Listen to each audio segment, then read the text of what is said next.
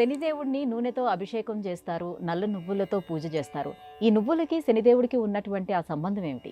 మనకి గరుడ పురాణం అని ఉంది. అష్టాదశ పురాణాల్లో విశేషంగా ఫలితం ఇచ్చేటువంటి పురాణం, చాలా విపులంగా చెప్పబడినటువంటి గరుడ పురాణం.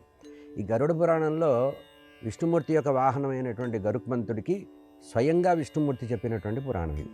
సాధారణంగా విష్ణుమూర్తి వక్తగా ఉన్నటువంటి పురాణాలు లేవు మనకి. కానీ ఈ గరుడ పురాణంలో గరుత్మంతుడు తన వాహనమైనటువంటి గరుత్మంతుడు అడిగిన ప్రశ్నకి మహావిష్ణువు చెప్పిన సమాధానాల్లో తన శరీరం నుంచి నువ్వులు వచ్చాయి అని చెప్పారు. తిలలు ఏమిటంటే పరమాత్మ యొక్క శరీరం నుంచి వచ్చిందిట.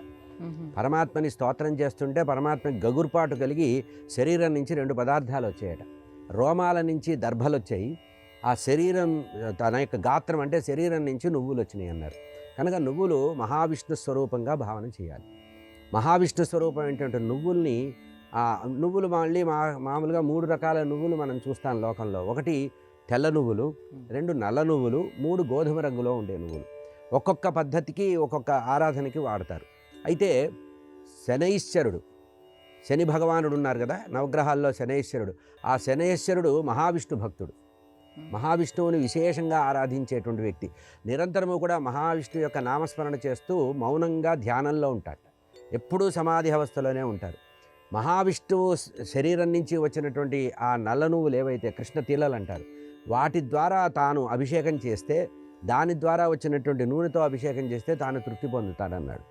ఇంకొక తమాషా ఏంటంటే ఈ నల్ల నువ్వుల్ని కేవలము శనైశ్వరుడి ఆరాధనకే కాకుండా ఈ విశేషంగా శివారాధన కూడా వాడతారు.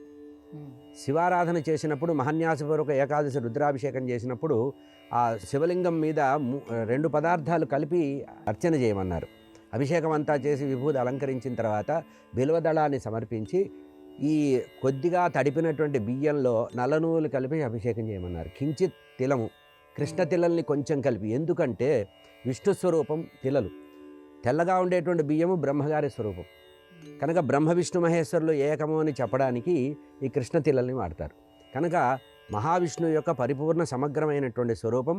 మహావిష్ణు భక్తుడైనటువంటి ఆ శనైశ్వరుడు తనకి తృప్తి కలిగించాలంటే విష్ణుమూర్తిని ఆవహించుకోవాలి అనేటువంటి ఉద్దేశంతో కృష్ణ తెల్లల్ని వాడడం జరుగుతుంది.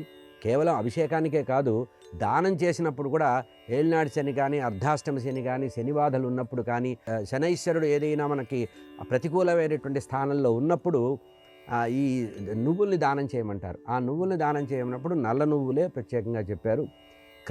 మహావిష్ణువు యొక్క శరీరం నుంచి, గాత్రం నుంచి వచ్చింది కనుక అది మహావిష్ణు స్వరూపంగా భావన చేస్తూ విష్ణుమూర్తి మీద తదేక ధ్యానంలో నిమగ్నమై సర్వకాల సర్వావస్థల్లో సమాధిగతుడై సమాధినిష్టలో ఉండేటువంటి మహాభక్తుట్ట. మన లోకంలో శనైశ్వరుడి గురించి వేరే వేరే ప్రచారాలు ఉన్నాయి, కానీ మహాభక్తుడు నిరంతర హరినామస్మరణ చేస్తూ కృష్ణనామస్మరణ చేస్తూ తన్ని తాను తరించుకోవాలని అంతర్ముఖుడై ఉంటాట. ఎప్పుడైతే కృష్ణ తిలలు అతని విగ్రహం మీద కానీ శిల మీద కానీ వేస్తే ఆ ఆనంద పారవశ్యంతో ఎదురుగా ఉండేటువంటి భక్తుడు ఎవరైతే నల్ల నువ్వులు సమర్పించారో వారిని అనుగ్రహించాలనే అనుగ్రహ దృష్టితో చూస్తాట. కనుక శనైశ్వరుడి యొక్క అనుగ్రహం మనకు కలగాలంటే ఈ కృష్ణ తిలలు అంటే నల్ల నువ్వులతో అర్చించడం అనేది సంప్రదాయంగా వచ్చింది. విశేషంగా శనైశ్వరుడి యొక్క నామజపం చేస్తూ కూడా తిలలు సమర్పించడం, తినతో అర్ఘ్యప్రదానం చేయడం, తినతో అభిషేకం చేయడం అనేటువంటి సంప్రదాయం మనకు ప్రాచీన కాలం నుంచి ఉన్నది.